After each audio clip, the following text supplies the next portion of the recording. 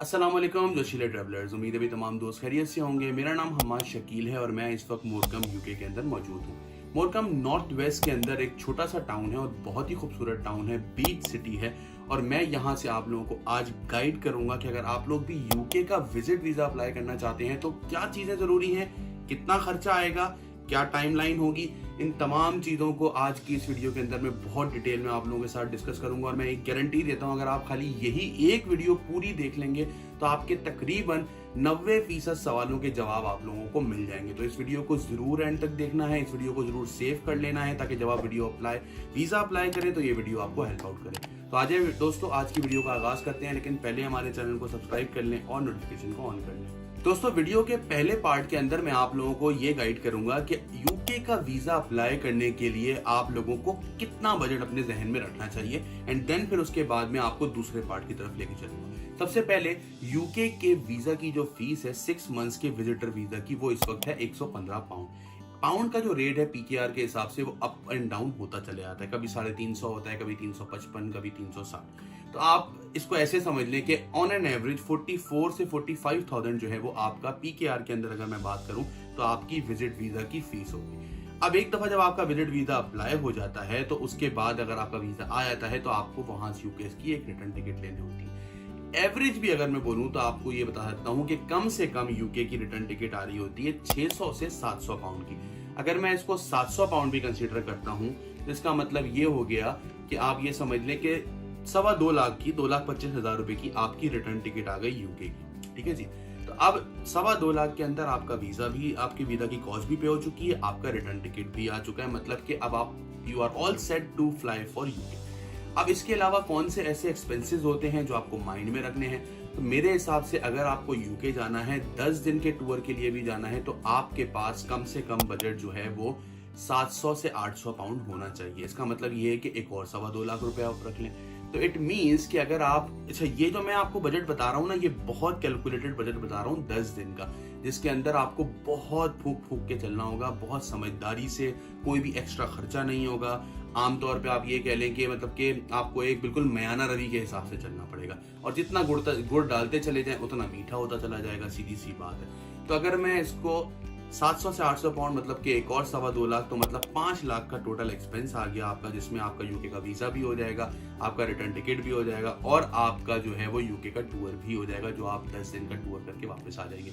अब इसी को चाहें तो आप 10 लाख कर दें, आप होटल भी अच्छा कर लेंगे, खाना भी अच्छा कर लेंगे, ट्रेवल भी अच्छा कर लेंगे, 15 कर लें, 20 कर लें, जितना आपका बजट। मैंने आपको कम से कम बता दिया है कि कम से कम कितना हो सकता है, इससे कम नहीं हो सकता।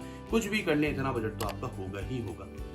दूसरा क्वेश्चन आया था कि यूके के विजिट वीजा की टाइमलाइन क्या है। टाइमलाइन दोस्तों यूके के विजिट वीजा की कुछ इस तरह से होती है कि जैसे ही आप यूके विजिट वीजा की एप्लीकेशन सबमिट करते हैं, फीस ऑनलाइन सबमिट करते हैं, आपको एक वीएफएस ग्लोबल का अपॉइंटमेंट मिल जाता है, जिस अपॉइंटमेंट डेट के ऊपर आपको जाके अपना बायोमेट्रिक इंप्रेशन देना होता है, और बायोमेट्रिक इंप्रेशन देने के बाद आपको अपना पासपोर्ट सरेंडर करना होता है वीजा के लिए। इस पूरे प्रोसेस में वीजा एप्लीकेशन सबमिट से लेके बायोमेट्रिक आपकी जो डेट आती है उसमें 10 से 15 दिन का टाइम लगता है। एक दफा जब आप अपना पासपोर्ट सबमिट कर देते हैं तो उसके बाद आप अपने जहन में रखें कम से कम आपको 30 दिन मजीद लगेंगे आपका वीजा मिलने के लिए। इसका मतलब क्या हुआ कि आपका 15 दिन एक जो आप अपना बायोमेट्रिक की डेट के बीच का टाइम होगा, और दूसरा 30 दिन एक और आपका पासपोर्ट वापस मिलने तक, मिनिमम तो 45 डेज तो आपके यही हो गए वीजा के अंदर। अब जब आपको वीजा मिलता है तो इट मीन्स कि आपको अगले 90 डेज के अंदर अंदर जो है वो आपको ट्रेवल कर लेना है, ताकि आप जो है वो 90 डेज के अंदर अपना वीजा सिक्योर कर सके। और आपकी मैक्सिमम ड्यूरेशन होती है वीजा की 6 महीने की। 6 महीने के अंदर अंदर आपको हर हाल में एग्जिट लेना होता है। टाइमलाइन भी आप लोगों के सामने आ गई, कॉस्ट भी आप लोगों के सामने आ गई, आपको अंदाजा हो गया कि भाई कम से कम भी आपको वीजा जो अप्लाई करना है अपनी ट्रेवल डेट से, इसका मतलब ये है कि 3 महीने पहले अप्लाई करना है, 90 डेज पहले। 90 डेज पहले अप्लाई करेंगे, वीजा 45 दिन तक में लग के आ जाएगा, तो उसका मतलब एक और 45 दिन होंगे, फिर आप अपना टिकट बुक कर रहे होंगे।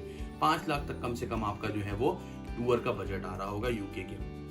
ठीक है जी। अब सवाल आता है कि वीजा अप्लाई कैसे करें और क्या ऐसी चीजें हैं जिनको जहन में रखते हुए अगर हम वीजा अप्लाई करेंगे तो हमारे वीजा आने के चांसेस बढ़ सकते हैं। सबसे पहले दोस्तों आपने इस बात का ख्याल रखना है कि आपको ये पता हो कि आपके डॉक्यूमेंट्स पूरे हैं।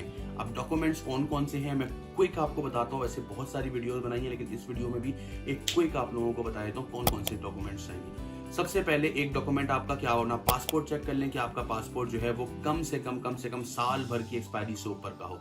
पासपोर्ट आप अपना चेक कर लें, और अगर एक्सपायर हो रहा हो तो मैं आपको मशवरा दूंगा सीधा जाएं नादरा के ऑफिस और 10 साल का पासपोर्ट एक ही दफा बनवाएं। लोग जाके 5 साल का बनवा लेते हैं, मैं हमेशा मना करता हूं 5 साल का ना बनवाएं, 10 साल का पासपोर्ट बनवाएं, ताकि आपको 10 साल तक ये टेंशन नहीं हो कि आपको अपना पासपोर्ट रिन्यू करना है।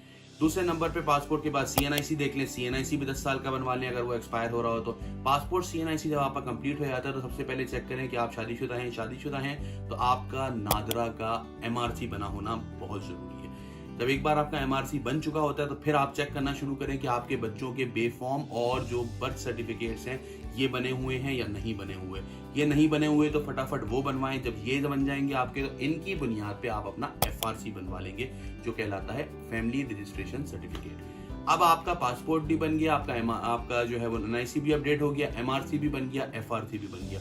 अब अगर आप जॉब करते हैं तो आपने 3 महीने की अपनी बैंक स्लिप मतलब कि सैलरी स्लिप जो है वो सेव करनी है, ठीक है ना। 3 महीने की सैलरी स्लिप्स आपने सेव करनी है। और अगर आप बिजनेस करते हैं तो आपने अपनी सारी ट्रेडमार्क रजिस्ट्रेशन, वो सारी रजिस्ट्रेशन जो बिजनेस के लिए की है वो आपने सेव करनी है।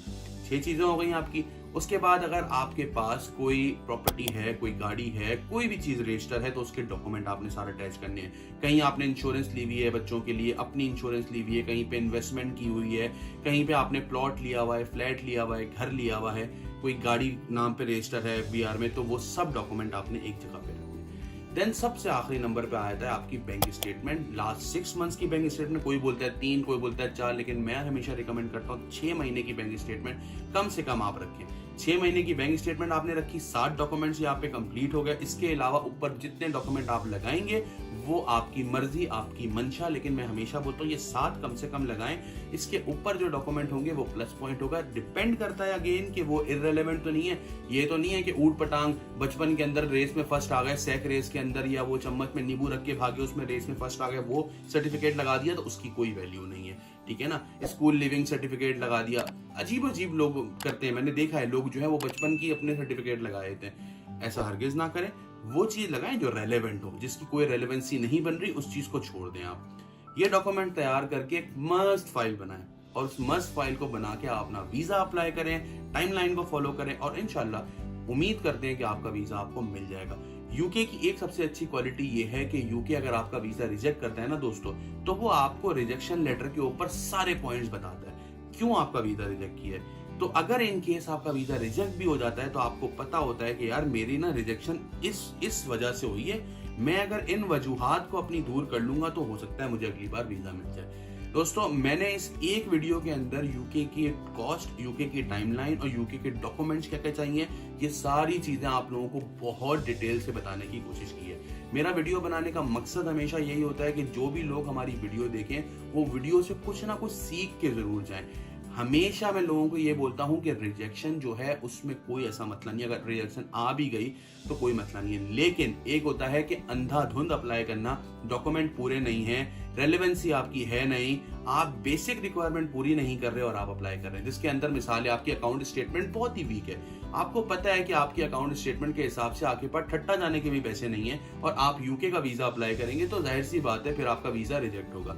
आपकी अकाउंट स्टेटमेंट के अंदर जो है वो अचानक 25 लाख किसी ने डाले आपके मामू ने और आपने वीजा अप्लाई कर दिया और फिर आप बोले यार रिजेक्ट क्यों हो गया, तो फिर आपकी गलती है रिजेक्ट हो जाने की। अगर आप जो है वो आपके बच्चे हैं, सब कुछ है, लेकिन आपने अपना FRC ही नहीं बनाया और आप ये बोले वीजा रिजेक्ट हो गया तो आपने अपने होम टाई खराब कर दिया इसलिए वीजा रिजेक्ट हो गया। तो हमेशा रिजेक्शन के ऊपर इस तरह से मत जाए क्यों आ गई, आपने सारे डॉक्यूमेंट पूरे रखे, सब कुछ पूरा किया, स्टिल रिजेक्ट हो गया, इट्स ओके। आपने अपनी एफर्ट की, आपने अपनी कोशिश की, सारी चीजें पूरी की, फिर भी रिजेक्ट हो गया तो उन रिजेक्शन के पॉइंट्स की बुनियाद पर अगली बार आप वीजा अप्लाई करेंगे। तो दोस्तों रिजेक्शन जो होती है ना उसको हमेशा जो है ना अगर आ भी जाती है इनकेस पूरी मेहनत करने के बाद भी, तो आपने उसको पॉजिटिव लेना है, उन पॉइंट्स को नोट डाउन कर लेना है और उन पॉइंट्स के हिसाब से अगली बार वीजा अप्लाई करना है। लेकिन एक बात का ख्याल रखना है कि अगर एक बार रिजेक्शन आ गई है तो फौरन ही दोबारा अप्लाई ना कर दिया जाए, बल्कि थोड़ा रुका जाए, हो सके तो एक आध कंट्री कोई और विजिट कर ली जाए एंड देन अप्लाई किया जाए। आई होप सो दोस्तों मेरी ये डिटेल्ड वीडियो आप लोगों को हेल्प आउट करेगी अपनी वीजा जर्नी के अंदर। स्टिल कोई भी कंफ्यूजन हो, कोई भी चीज आपको समझ में नहीं आ रही हो या हमसे वीजा कंसल्टेंसी लेनी हो या वीजा अप्लाई करवाना हो तो हमें कांटेक्ट करें 0333599811 पे। अपना बहुत ख्याल रखिएगा और अपनी फीडबैक जरूर दीजिएगा हमें कमेंट सेक्शन के अंदर। अस्सलाम वालेकुम।